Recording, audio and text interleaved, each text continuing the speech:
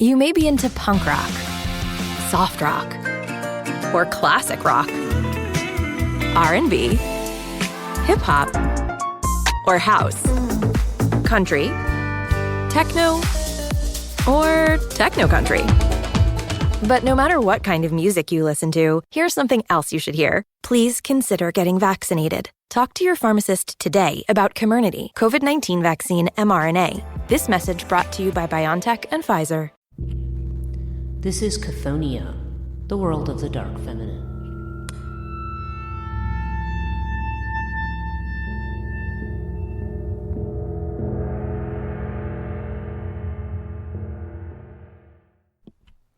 Hello and welcome to Chthoniya, the podcast dealing with the dark feminine. I'm your host, Breach Burke. This week we're going to finish up our series on Chinese and Japanese folklore and the dark feminine. And we're going to talk about the Nu Gui. And I hope I'm saying that correctly. I've gone through several pronunciations to try to get that right, but I think that is how it's pronounced. And Nu Gui refers to a type of female ghost. Now, what I want to talk about first, this is how I'm going to organize this particular podcast. I'd like to talk about the idea of ghosts and the afterlife in China first. I want to discuss that. And then specifically what the Nu Gui is and what type of ghost that she is, and how she relates to some of the traditional aspects of the dark feminine. I'm then going to read to you about 3 or 4 stories, none of them are long, about the Nu Gui. And I want to talk about a particular aspect of at least some of them, which has to do with suicide. So that's going to be what I basically cover in this episode. So, excuse me. So we'll get started right off. Now, in terms of ghosts in China, particularly in ancient China, I'm looking at an article from the World History Encyclopedia by Emily Mark. And she mentions that ghost stories, one of the earliest forms of literature, part of an oral tradition before writing developed during the Shang dynasty, which was from about the year 1600 to 1046 BCE. Now, ghosts were taken very seriously by the Chinese, whether they are in modern times, where China's views tend to be more atheistic and less centered around the world of spirit, even though there are certain approved forms of spirituality that exist in China. We don't, nonetheless, I don't know that ghosts in modern day China are really, it may be a matter of, if you believe in them, perhaps they affect you, as she says here. Now, the way that this works, if when a person dies, their soul journeyed across a bridge to the afterlife. They were judged as worthy or unworthy on this crossing. If they had lived a good life, they continued on, or if they'd done evil, they fell from the bridge into hell. Well, I'm sure that's a Western, a Westernization of that. Certainly, this is actually very similar to Zoroastrianism, where you also have the idea of this bridge, between realms, and the idea of falling off the bridge. It's not, it's not an idea that's exclusive to Chinese culture, but the idea that you are going to, hell is our term. Nonetheless, you do have this idea of punishment that's worked in. Now, whether this has always been the case or not, again, that's also potentially in dispute. However, we're going with this idea, especially when we're dealing with ghosts, about this idea of judgment, divine judgment after death. Now, if the soul reached the other side, they were either reincarnated or went on to live with the gods, depending on the beliefs. Buddhists, for instance, believed that people were often reincarnated, while Confucians believed the ancestors dwelt with the gods and could be prayed to for assistance or protection.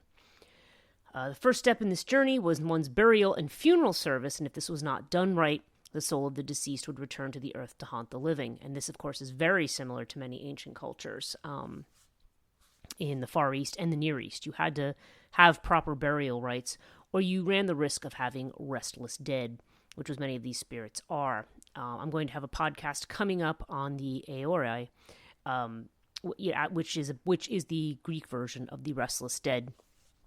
And I mention them because many of the reasons that these troubled female spirits hang around are quite similar to that of the Aori. So You have this unique class of ghost that doesn't cross into the other world for any variety of reasons,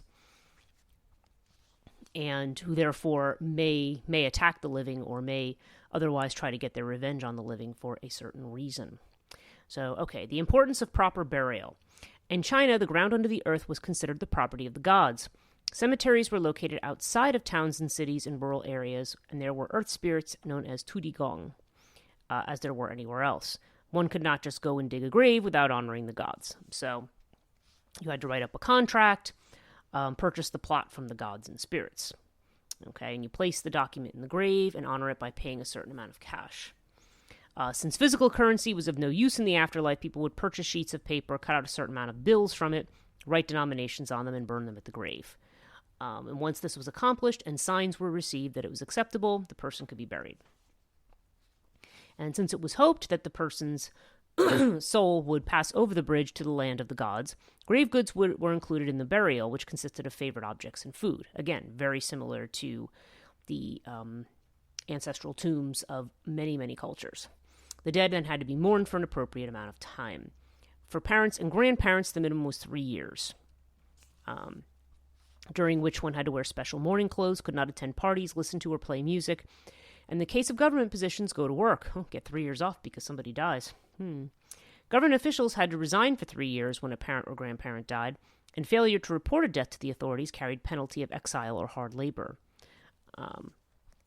These rules and many others applied to royalty as well as the peasant class, and if any of these were not done properly or was ignored, the soul of the deceased would return to the earth. Okay, so then they talk about the parts of the soul. And Jung talks about this too in The Secret of the Golden Flower. He says there's two parts to the soul, the Po and the Hun. The Po is the yin aspect, or feminine aspect, associated with darkness, water, and earth.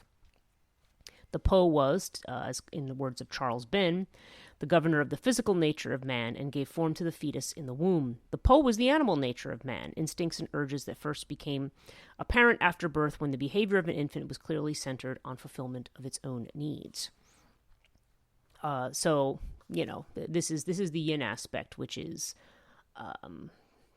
it's that puts a really negative spin on it, that it's very self-centered. But it's the idea that one has not achieved independence. There's definitely still a reliance on others. So the Po is the Po aspect is one that requires assistance, or somewhat clingy, or requires the intervention of someone else. The Hun was the Yang aspect, associated with light, fire, and heaven. Ben writes, it governed the intelligence of man. At birth it was weak, but evolved and strengthened as the child's reason developed, especially after the age of 6, when education began. It reached full maturity at the age of 20, but did not perfect itself until the age of 50. These two parts of the soul work together to make life possible for a person. The Hun, or reason, governed the Po, instinct, but the Hun needed the Po in order to survive. After death, these two aspects could return to cause problems for the living if proper burial rites had not been observed, or for other reasons such as unfinished business, a vow taken to right a wrong, or just a visit. Okay, now Po and Hun hauntings. Stories of ghosts haunting a house where they once lived, haunting relatives, or appearing to strangers for help are all examples of Po hauntings. The yin spirit still attached to the earth because proper rituals were not observed to release it. One of the best-known stories of this type is about the ghost of a young girl who visits the home of some brothers. The spirit was so irritating they caught it and put it in a bag and threw it down a well. The next night it came back carrying the bag and haunted them again. They stuffed it back in the bag, tied a rock to it, and threw it in the river. The next night now, the little girl came back, and this time the brothers put her in a hollowed-out log, which they capped on each end and set adrift. The spirit thanked them for a proper burial and never bothered them again. Hun hauntings were different because the Hun's not attached to the body. Stories about spiritual possession, ghosts appearing as though they were still living, or ghosts taking revenge on the living are examples of Hun hauntings. Since the Hun was the rational part of the person, their personality was also thought to be the part of the person affected by illness in life, and the quote-unquote astral self would appeal to others in dreams after death. Which is going to be interesting when we talk about the Nu Gui, because they are definitely female spirits who are there to take their revenge on the living in a lot of cases. Okay.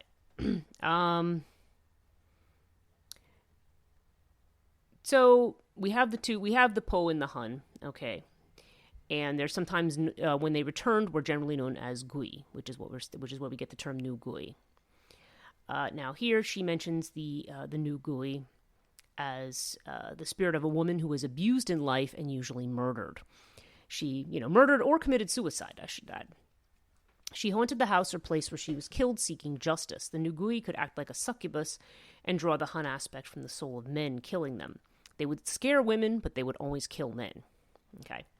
Now, some other things about the Nu Gui. I'm reading this from another site about the China Beasts and Legends. The Nu Gui translates to female ghost, is a vengeful female ghost in a white dress with long black hair that has a burning desire to take revenge on the person that caused her misery in life. Nu Gui come into being when a woman commits suicide after being wronged or experiencing some form of injustice while she was alive. According to related folklore, if the woman in one of the aforementioned situations has a red dress on when she commits suicide, the chances of her becoming a Nu Gui are even greater. This is why Nu Gui are often depicted wearing a red dress rather than a white one. In such a case, the ghost is referred to as Hong Yi Nu Gui, where Hong Yi translates directly to red clothes. The reason that wearing a red dress increases the chances of becoming a Nu Gui is because upon death, when the soul enters the shadow realm, the immortal demons could collect souls and escort them to the underworld will mistake the soul for that of a living person and ignore it. According to Chinese mythology, if a living person has an out-of-body experience for whatever reason, their soul may enter the shadow realm momentarily before turning to the earth realm and their physical body. And since the color red symbolizes joy, justice, and nobility, souls that enter the shadow realm wearing red are often mistaken for the souls of the living. Okay. There are documented cases in ancient China of families of women who have committed suicide, dressing her corpse in a red dress before performing burial rites, in the hope that she will return as a Hong Yi Nu Gui to wreak vengeance upon her aggressor. However, as tempting as this may seem, especially if the aggressor is known to the family and there is little they can do for themselves, for example, if it were a high-powered official, to wish a soul to become a Nu Gui is to wish upon them an eternity of torment.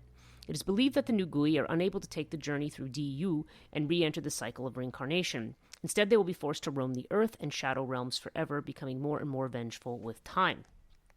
Having said that, there is said to be one method that a Nu Gui may finally find peace and be allowed to re-enter the cycle of reincarnation, and that is by the grace of Nu Wa. If somehow a Nu Gui is located by the Great Mother, Nu Wa, and takes pity upon that soul, they have a chance to release their hate and re-enter the cycle of reincarnation. That's interesting, because now you have... basically what it is you have a dark feminine, the red dress, as we can see. We've seen this in other figures, as representing this... Well, it's interesting because they're associating with life and living and sensuality and earth. But when it comes associated with this kind of a female, it almost represents the way in which death is a necessity. There's wearing the red dress is almost a signal that one is going to continue carrying on in their earthly life, even though they're dead. So, it ends up having an interesting connotation here, and the idea that there's more of that more positive feminine attributes, or let's just say less dark ones, are the ones that can potentially balance out this kind of soul and allow it to enter the cycle of reincarnation. Now, If you've got a personal auto insurance question, you could talk to a cab driver. Although the policies he recommends might include avoiding the interstate, beating traffic by taking the back roads, and only making left turns when absolutely necessary. Or you could talk to your local Geico agent, whose policy is to use their expertise to navigate your insurance, finding the best route to help you save money on insurance for your home, car, and more. And as an added bonus, you'll be able to avoid traffic jams and potholes entirely. To find a Geico agent near you, visit geico.com/local. They also note that some ancient folk tales have a different take on what a Nu Gui is. Some believe that they're beautiful female ghosts that can make themselves appear alive and that seduce men to suck out their yang essence before sending them to their death. So in that case, you're looking at a being that's more like a succubus, more of a Lilith-type figure. And I think that is... I don't know that shows up in the majority of cases, but they can be... you can have either kind of representative figure. In short, the Nu Gui is a female restless spirit of some type. and very similar to other cultures as well, as we will see.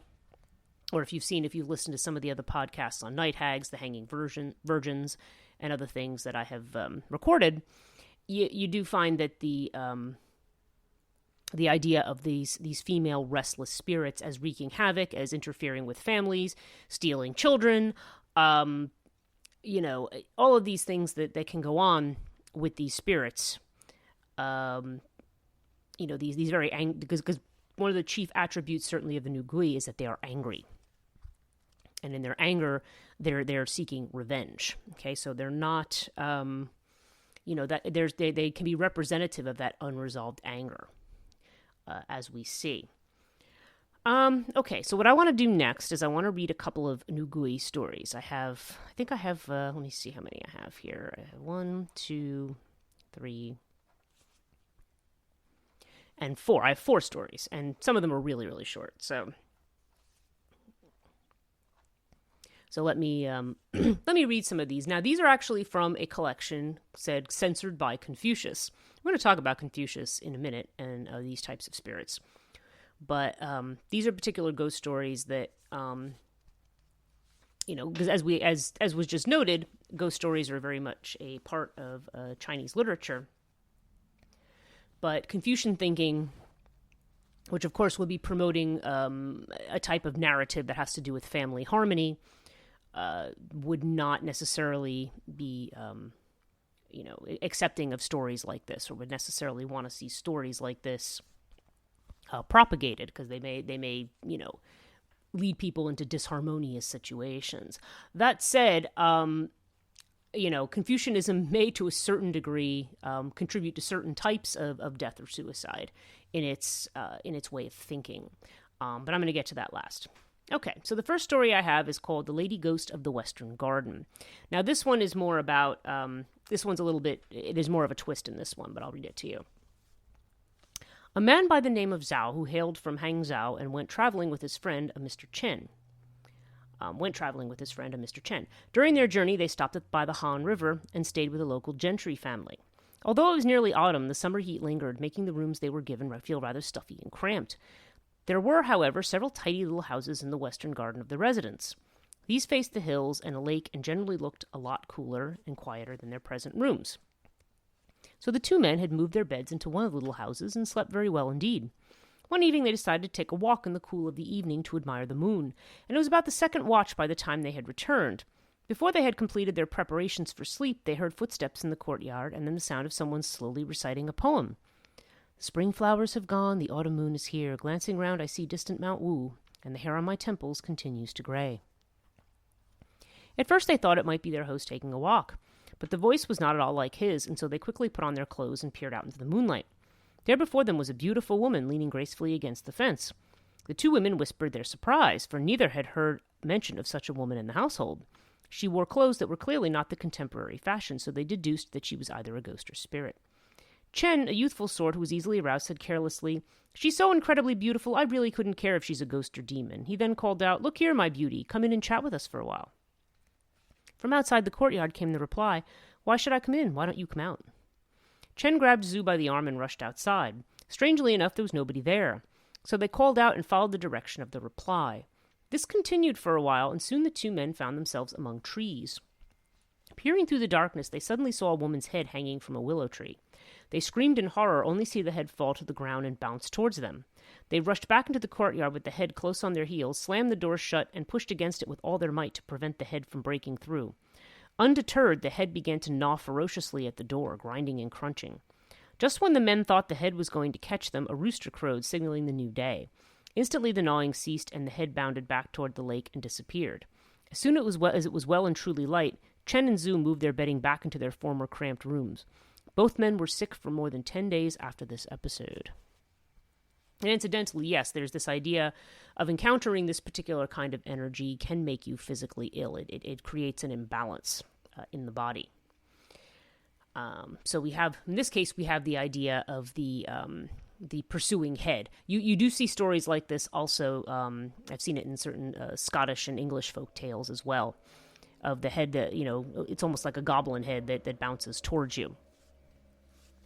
Okay, so the next one is called The Nailed-Up Spectre Makes Good Her Escape. In Zhejiang County, there was a bounty hunter by the name of Yin Qian, who was famous for his success in apprehending thieves. His technique involved lurking in the dark recesses of the village while waiting for his prey to pass. Then when the thief least expected it, Yin Qian would leap out and make his arrest. One day, as he was walking toward the village, a person carrying a length of rope brushed past him in a hurry. Yin suspected criminal intent, so he followed the figure outside of a house. His quarry then jumped a short wall and entered the courtyard. Yin thought to himself, I probably won't get any bounty payment if I hand this fellow over to the authorities, but if I wait a while, I may be able to get my reward by relieving him of his loot. A short while, Yin's suspicions were aroused when he detected the muffled sounds of a woman crying. He promptly jumped the wall and from his vantage point in the courtyard observed a seated woman staring at her likeness in a bedroom mirror. Also visible to Yin was a woman with matted hair who was balancing on the roof beam directly above the seated lady, trying to catch her with a noosed rope. Yin realized instantly that he had stumbled upon the ghost of a woman who had hanged herself, and that the ghost was trying to find a replacement soul. With a great shout, he threw open the gates and burst into the house. All the various members of the household and even some of the neighbors came running to see the cause of the commotion and listened in surprise as Yin explained. When they checked out the woman in question, they did indeed find her hanging by the neck from a rope attached to the roof beam. They quickly untied the rope and set about reviving her. To display the depth of their gratitude, the woman's father-in-law and aunts held a sumptuous banquet in Yin's honor. When the feast had ended, Yin set off for home along the same road he had traveled earlier in the day. It was not yet light when he heard behind him a rustling sound. He turned and saw this very same ghost following him, still clutching her rope. The ghost cursed him. I was going to take that woman. It was none of your business. Why did you break my spell? Using all her strength, she then tried to tie up Yin with her rope. Yin was a courageous fellow, and he tried to fight her off. Curiously, whenever his fist hit the ghost, it was enveloped by an eerie chill that carted the sickly stench of blood. As the sky lightened, the ghost, still beating her rope, began to tire. Yin, on the contrary, found his strength and courage increasing. Seizing this opportunity, he grabbed the ghost and tightened his grip. An early morning passerby was treated to the spectacle of Yin discharging an incessant barrage of abuse at a piece of rotten wood he was clutching to his chest. Drawing nearer, our curious passerby saw Yin shake himself as if waking from a slumber, then drop the piece of wood to the ground. Yin was incensed and explained that a ghost had lodged itself inside that piece of wood. He declared, I won't let this block of wood get off so lightly. On returning home, he promptly nailed it to a post in his courtyard, and each night hereafter he would hear cries of pain and sounds of piteous weeping coming from the post. Several days later, Yin's courtyard was filled with a group of people whose object was to persuade Yin to show clemency towards the ghost. From their childlike screechy voices, Yin concluded these were fellow ghosts and promptly disregarded their pleas for mercy. One of these ghosts shouted to the block of wood, Lucky his lordship only nailed you up. If he tied you with rope, you'd really be in pain. At this, the other ghost bristled and muttered, Be quiet, don't say things like that. What if Yin heard you? Later, Yin exchanged the nails for a rope. That night, the courtyard was free of weeping and wailing. When Yin examined the piece of wood the following day, it was clear the ghost had made good her escape. So that's interesting. She has a group of ghosts who help her escape. But she is... But here we see the idea of a new Gui who is looking for a replacement soul. So she's looking to take the soul of this woman. I'm not sure if that mean that this woman would take her place in the underworld and allow her to finally, or take her place roaming so that she could finally go free, or if this was just simply another means of devouring a lost soul. I'm not clear on what the intention there is of having a replacement soul. The idea of a replacement soul usually does mean that one is freed from the effects of the afterlife or the underworld in most cultures. So whether it means that here or not, I'm not 100% sure, but that is an interesting outcome to this one. Okay, the next one's called Helping a Ghost Get Revenge. The express postman in the Bureau of Salt Transport was a man by the name of Ma Jizian. In the course of his employment, he had become quite wealthy, so he purchased for his son, Huan Zhang, a position as a minor official. Now, the son himself became a very talented bureaucrat, and soon he grew even wealthier than his father. It wasn't long before the Ma family were millionaires. Years passed, and Jizian, now an old man, bought a concubine whose surname was also Ma. The two of them developed a deep and trusting bond. Jizian was so appreciative of his concubine's efforts that he said to her one day, in reference to his accumulated wealth of several thousand caddies of gold, You have been such a loyal and attentive assistant in my old age that I've decided to leave you all my property when I die. I don't mind whether you stay on with my family or remarry after my death. It is up to you. 5 or 6 later, Ma Jian became gravely ill and called his son to his side. This woman has been a devoted concubine. I want all my savings passed to her when I die. However, after his father's death, Huan Zhang did nothing of the sort. He and his uncle, Mr. Wu, a former prefect in Guangzhou, plotted to ensure that the money stayed with them. Huan Zhang explained his problem to Wu, concluding, "Who would have thought that my father would want to leave all this wealth to this woman? What a dreadful waste. This shouldn't be too difficult to sort out. I'll come and help you chase her out of the house," Wu responded. Several days later, Huang Zhang told the concubine to leave the house where she and Jian had lived, using the excuse... Jizian, sorry. This name I'm definitely getting wrong, I'm sure. Using the excuse that she should sit with the coffin and wait till the soul had left the body. As soon as she was out of the house, Huang Zhang and his wife transferred all the dead man's possession, including his treasures, to their own room. They then locked the door of the old man's house. Naturally, the concubine remained oblivious to the theft. When the 7 days of mourning were over and Ma Jizian's soul had left his body, the concubine returned to the house, planning to go back to her rooms in the inner chambers and begin her life as a widow. Mr. Wu then shouted harshly at her, "Auntie concubine, don't go back in there. You're too young to remain a chaste widow all your life. Why don't you pack up your things and go home to your mother? She'll find you another man. I'll make sure the young master gives you some money." Wu then asked Huan Zhang to take 50 caddies of silver to the concubine. Huan Zhang hurried out saying, "Look, I've got it all ready for you." But the concubine insisted she wanted to return to her rooms. "I'm sorry," Huang Zhang said, "but this is what our uncle, Prefect Wu, has instructed. I'm sure he's not to be mistaken in this regard. We've packed all your belongings into boxes. There is no need for you to go back into the house." The concubine, accustomed to obeying orders of husband and stepson, was also afraid of the power of Prefect Wu. She had no option but to order a carriage and leave, barely able to suppress her tears. Huan Zhang, needless to say, was grateful to Wu for devising such a scheme. Several months later, during the preparation for the Ghost Festival of July 15th, the concubine decided to return to the Ma residence to make offerings in honor of her dead husband's spirit. By this time, the money she had taken home had been squandered by her brothers and parents. On the 12th of July, she took some incense and other paraphernalia for worship and set off for the Ma residence. At Jaguar Land Rover Tyson's Corner, Increased Business has created a unique opportunity for experienced auto technicians. Right now, they're offering a comprehensive compensation package, including up to $60 flat rate hours, exciting longevity bonuses, and more. Come work with an incredible team in their state-of-the-art brand new facility. Give them a call for your rate assessment at 877-396-6766 or visit them online at LandRoverTysonsCorner.com. At LandRoverTysonsCorner.com. The $2 Small McCafe is the answer to your day. The question is whether you go with a rich caramel frappe paired with a warm cinnamon roll, a sweet caramel macchiato paired with a blueberry muffin made with real blueberries, or a hot chocolate paired with a classic apple fritter. Don't worry, there's never a wrong choice. Price and participation may vary, cannot be combined with any other offer. Huang Zhang's wife saw her approaching and hurried out shouting abusively, "You're a shameless hussy, coming back after you've left the family." Her entry into the main rooms thus blocked, the concubine was ordered to remain in the corridors that ran through the outer sections of the residence and instructed to spend the night there before making her offerings. "You must leave as soon as you complete the worship. I won't allow you to stay a minute longer," she was told. The concubine cried and sobbed all night long, the noise ceasing only around the 5th watch. The next day her body was discovered hanging from a roof beam. Huan Zhang bought a coffin for the body and performed the appropriate funeral rituals for her.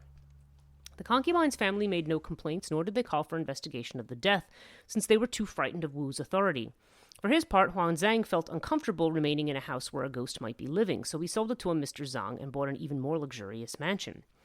Mr. Zhang had been a devout Buddhist from a young age. During his nightly prayers, he encountered the spirit of the sobbing concubine. He eventually found out what happened. In addition to being angry at having been sold a haunted house, he was quite indignant at the injustice of the concubine's treatment. He said to the ghost, "Mistress Ma, if my family and I paid a lot of money for this house, it wasn't as if we took it by force or anything like that. The hatred you have for Mr. Wu and Huan Zhang, moreover, has nothing to do with my family. How would it be if I delivered you to Huan Zhang's new house, myself, tomorrow night around the 2nd watch? The ghost smiled her assent and disappeared. The next night, Zhang made a tablet for the ghost, burned incense in preparation, then delivered her to the gate of Huan Zhang's new resident. "Wait here. I'll go knock on the door," he whispered to the tablet. He then walked over the door, knocked on the door, addressed the doorman. "Has your master returned for the night?" "Not yet, sir," came the reply. Zhang returned to the ghost and said, "You might as well go in now and prepare to take your revenge." The doorman laughed, thinking Zhang some sort of lunatic talking nonsense to himself, and thought nothing more of it. For his part, Zhang returned home and spent an anxious night without sleep.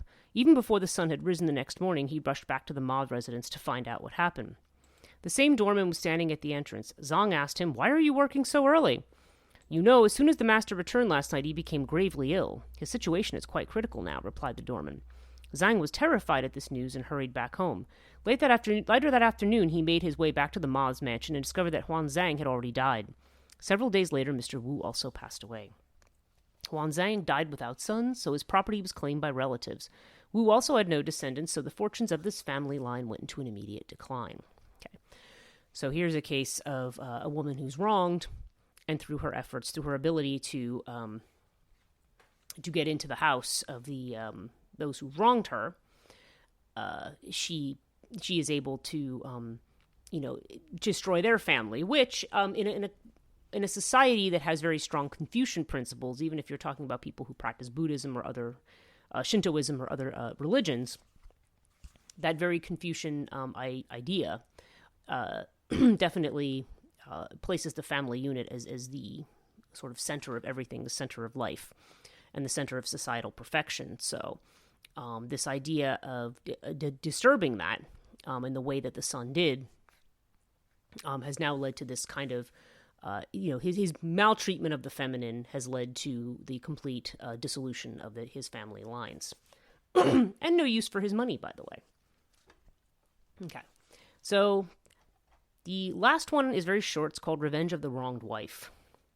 In Hangzhou, a coppersmith by the name of Zhu Songnian opened a store in the wealthy suburb of Jianlin Bridge.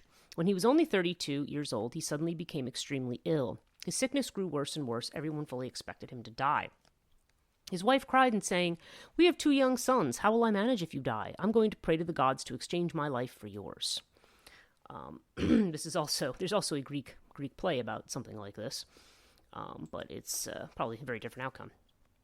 He says, "Then you would be able to raise our sons to be good husbands and fathers themselves. The family line will thus continue without your having to remarry." Zhu agreed to her plan, so the wife went to the city god's temple to say her prayer. Then she returned home to pray to her husband's ancestors, so they would be aware of the exchange she hoped would occur. Surely enough, she grew sicker and sicker as her husband grew stronger and stronger. Within the year, she had died. It wasn't long after her that Song Yian remarried, having forgotten his promise. On their wedding night, Song Yi and his new wife, Mistress Cao, found themselves unable to consummate their union. A cold body lay on the bed between them. The bride leaped up in terror, and in the light of the candle they saw lying on the bed the maid of Zhu's former wife. Clearly possessed, her mouth moving mechanically, she heaped a torrent of abuse on them. The newlyweds slept like this for 4 or 5 months, having failed to placate the ghosts with prayers and offerings. Zhu Songyin died soon after this. Okay, so that one is interesting because there's a promise that made, and again, the family is the center. Now, there's so there's this idea. So there's certainly a didactic element to this idea. There's kind of a moral lesson in terms of those who abuse the social order, who abuse different members of the family in their different roles, that this becomes a problem.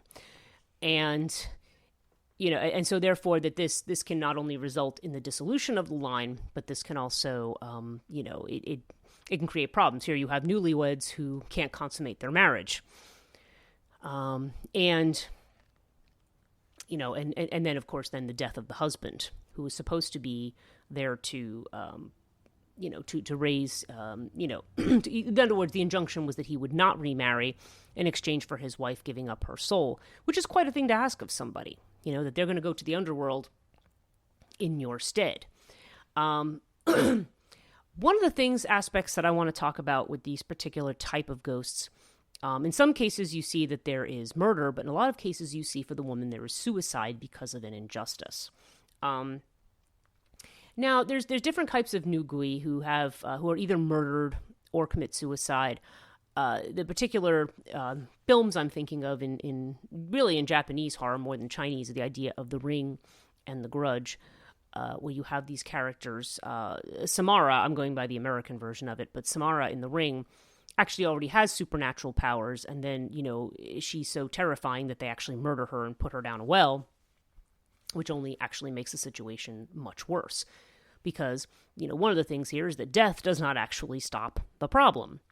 And in The Grudge, you actually have a whole really horrific family situation where the entire family is murdered, and the female spirit, the Nugui, now assaults anybody else who comes in connection with that in attempting to destroy. In Greek mythology, when I teach my classes on that, I talk about the themes of incest and cannibalism in mythology, and in the way in which, because there's also, even though they are not, more Confucian in their way of thinking, they're not placing societal role as the central or pivotal point. Nonetheless, the disturbance of the oikos, of the household in Greece, you still have this this idea of you still see a lot of this mythology about the way in which these behaviors that are extreme are means of dissolving the family. So, for example, incest is often a means of keeping the family from expanding outside its circle, with, of course, disastrous results. And cannibalism is usually practiced in these between father and son, in which case, this is the idea that the son you gave birth to is now no longer able to propagate. And we see similar theme in these stories about the idea of the Nugui coming in and saying, okay, things were going along, and, but then somebody decided that, they were going to be greedy, or they were going to upset the proper rule and the proper form of things. And so therefore, as a result, they lose everything, including their lives and their wealth. But the suicide theme, it's interesting because in the West, we tend to look at suicide, like in Dante's Inferno, for example. Okay, the suicides are, sort of like this kind of petrified forest in hell, because the idea in that kind of theological thinking is that a suicide is somebody who doesn't. Who does not have respect for the fact that they are God's creation. So, and they're not grateful for the life that they have. So, by ending their life, it's like it's like a fu to God. So that person is punished for not valuing the life that they have.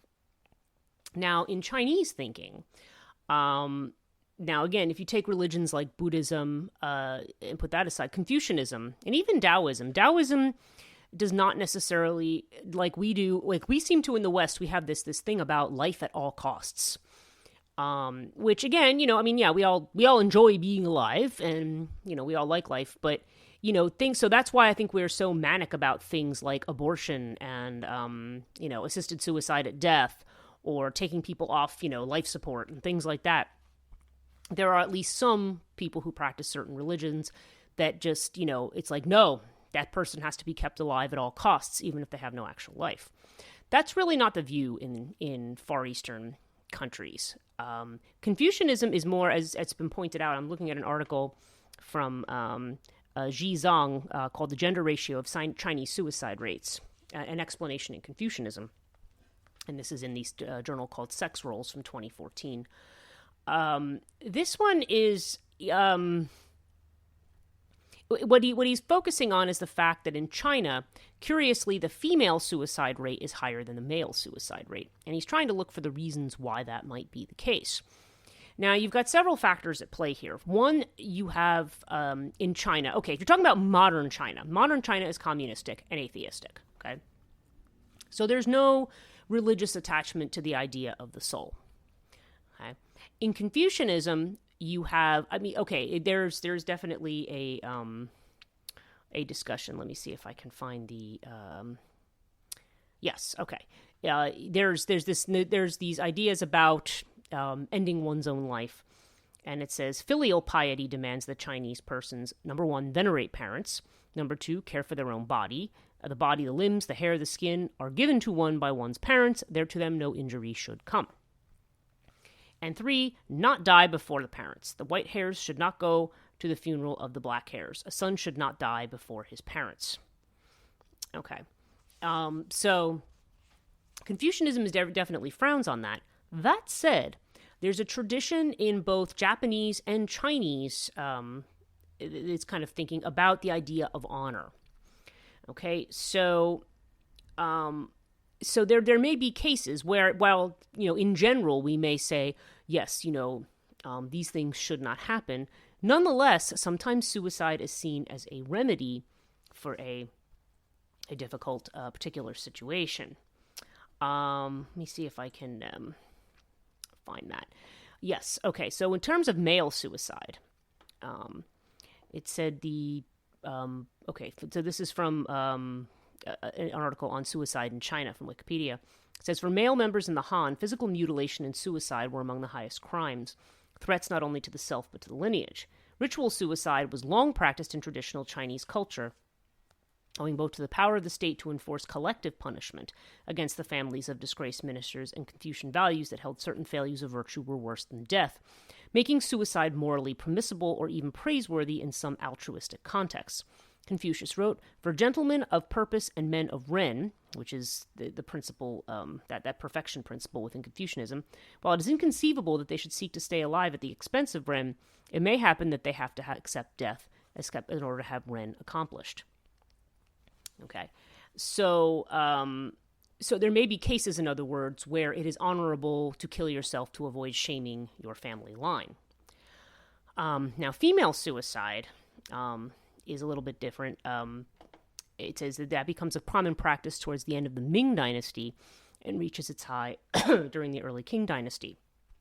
There were many different ideologies and social circumstances which led to this spike. And they mention historian Janet Thice saying that the Han have had a practice of women committing suicide to preserve their chastity, while the Manchus had a practice of wives committing suicide to follow their husbands into death, very similar to the Hindu idea of sati. The loss of a woman's chastity was viewed as shameful to the family, so the act of suicide to preserve chastity was seen as a heroic act. Conversely, the Chinese have also historically seen suicide as an act against filial piety, as we just mentioned. Chastity was greatly vowed by widowed women, especially those who had not borne a son, who were very likely to be forced into a new marriage by their in-laws. Scholars have stated these women were made to choose between losing their chastity and potentially shaming their families or taking their own lives. Eventually, this type of ideological thinking came to the point where some women felt their only option to obtain glory was to kill themselves and become a martyr. The Qing government passed a law attempting to help preserve female chastity by allowing widows to inherit their husband's wealth and property, which led families to want to marry off their widowed daughter-in-law so the fortune would be returned to the clan. Okay. Now, there's also just for more context, we're going to look at the Japanese. There's an article in Psychology Today by Sam Louie, and this was also from 2014, June 30th. He talks about Asian honor and suicide. And he said suicide in Asia has been seen as a means of atonement. He says suicide has long been a way to preserve one's family honor in Asia. Unlike the West, where religions like Christianity view suicide as a sin carrying a negative connotation, suicide among Asian countries is seen as a means of atoning for disgrace, defeat, or any other dishonorable action or event. The tradition of suicide instead of defeat, capture, or perceived shame was deeply entrenched in the Japanese military culture and dates back hundreds of years when the Japanese samurai reigned. We've heard of the idea of harakiri, which is basically disemboweling oneself. The samurai lived by the Bushido code of loyalty and honor till death. In feudal Japan, much like other Asian cultures, family was central and paramount to existence, thus shame and dishonor affected the whole family. Families shared genes. If one noble samurai lord became widely known to have done something shameful, this would have affected the prospects of his whole family. His daughters would not marry well, and his brothers would have to work harder to achieve position of influence and power. Okay. So he talks about the idea of a sense of duty, not wishing to be harmed by the actions of one person. Somebody, kills themselves rather than damage the reputation. Unlike Christianity, where suicide is a sin, sins from the family of dead Japanese individual bringing restitution and restoration to the family tainted by the original blemish. So the suicide can be, he says, an act of atonement. It says, not surprisingly, this view of suicide as a means to preserve your family and culture's honor still permeates among the Japanese. According to the World Health Organization, Japan has the highest suicide rate among Asian countries, with more than 30,000 Japanese killing themselves every year. Taking your life is seen as an honorable way of atoning for public disgrace, an expression of one's deep sense of shame. suicide in Japan, often misunderstood in America, as the ultimate means of taking responsibility for having brought shame to one's group. Okay, so he mentions this. What I find interesting is this, well, first of all, there's some discussion about the Chinese numbers now, whether or not, because now suicide rates there appear to be very, very low, but they do seem to be somewhat underreported, and it is contradicted by some other research. Okay, so I'm just reading from this article by Ji Zhang on gender and suicide. He says, the incidence of suicide is vastly higher among males than females of all age groups in most of the world. Now, of course, we see the reverse over here. It's commonly believed that suicide as a violent act against a human being is masculine, and that's why it happens more in males than females. Therefore, males are more likely to end their lives through effective violent means, guns, jumping, hanging, etc., while females primarily use less violent methods, such as overdosing. Some have also ascribed the disparity to inherent differences in male-female psychology. Greater social stigma against male depression and lack of social networks of support and help with depression can be identified as a key reason for higher suicide rates in men. But that said, we also see this, so the question then becomes why the disparity with women. And what this author is postulating is that you have the Confucian ideals for the woman, okay? It says men and women are expected to behave differently in terms of life goals, ethics, works, morality, family, and interpersonal relations. A Confucian society is more of a man's world where men's ambitions, success, and achievements are encouraged and valued more than those of women. At the same time, in modern Chinese society, you don't necessarily have that level of inequality. It's sort of like women are expected to uphold those traditional values, but at the same time, they also expected to be individuals and to function on their own in the way that men traditionally were. And so he suggests there could be a psychological frustration of women who value traditional roles but appreciate the equality, or what he's calling it equalitarianism. I think he means egalitarianism in modern societies at the same time. So, so it's interesting that that we're talking about higher female suicide rates in China. And of course, again, in a modern society, we can talk about ghost stories. It's not that there aren't people that still don't believe in those things. It's not that there aren't, these stories still aren't told. And they make their way, again, into these kinds of horror movies and these things, where generally, though, where you see women who either have these sort of extraordinary powers or women who are behaving in a who are really stepping outside the model. For example, in The Grudge, the chief female character there is having an affair, and then her husband reads her diary and finds out, and that precipitates all of the violence and gore that leads to the whole situation there, of this her becoming a new Gui. So so in that case, it's not a case of her husband wronged her, she's the one who commits the wrong. And whether or not you want to just say that it's not always the woman who's a victim, and whether or not these more aggressive kinds of ghosts, these female spirits, if they differ from the more traditional Nugui, it's hard to say exactly. They seem to be more variations on each other. But there definitely seems to be a kind of moralistic tone, in a culture where, there's certain societal expectations that are very, very strict, much stricter than what we think of in the West. Even if we want to go back to what we like to coin as the quote-unquote 1950s family, nuclear family, you still don't see this same level of Confucian fulfilling roles, Confucian idea of Ren, or of the way in which one is supposed to fulfill one's role in the family. Which, by the way, also is the idea that the collective is more important than the individual. Okay? So your individual wants do not outweigh the collective. That's a very feminine idea, because collectivism, as I note in my book, Death and the Maiden, collectivism is a very feminine idea.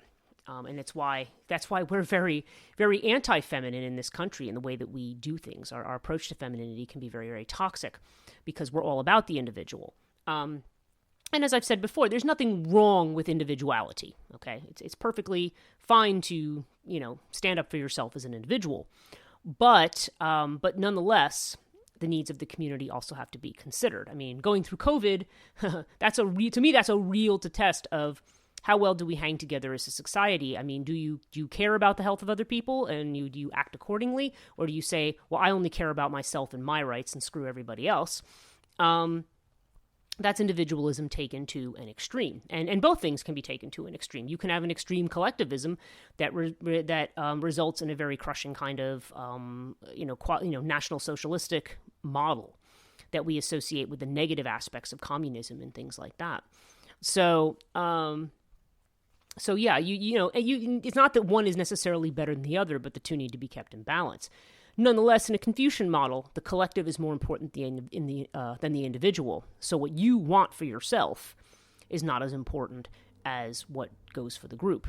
And a lot of times these stories seem to come when somebody decides that their own selfish desires, which they associate with the Po, then become, that becomes the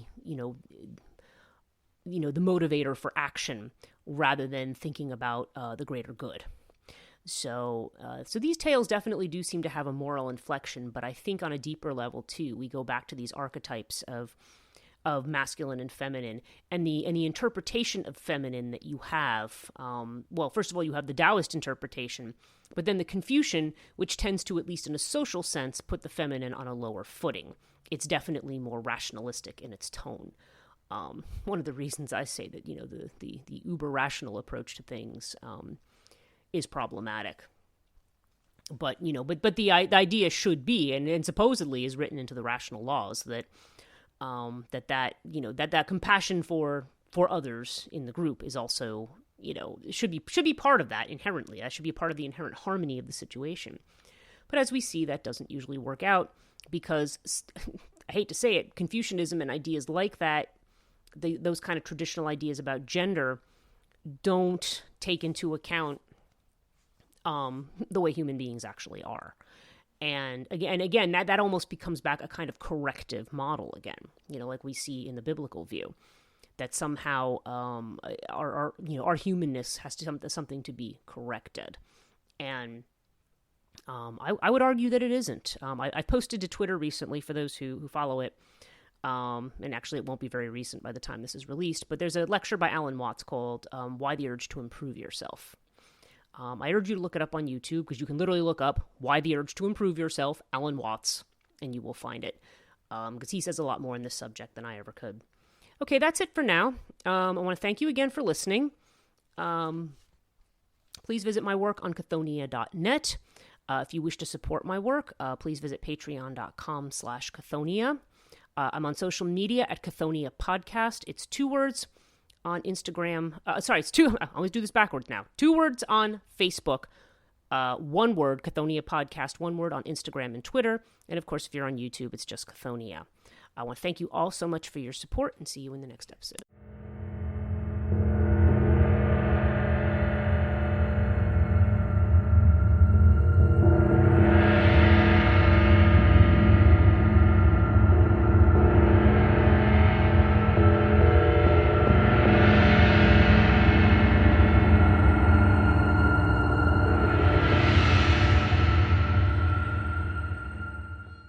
It's Peacock's Movie Binge Miss. Stream tons of your favorite movies, like the Harry Potter film series, Back to the Future trilogy, Die Hard, and more. Plus exclusive holiday movies and the Peacock original movie, The Housewives of the North Pole. Sign up now at peacocktv.com.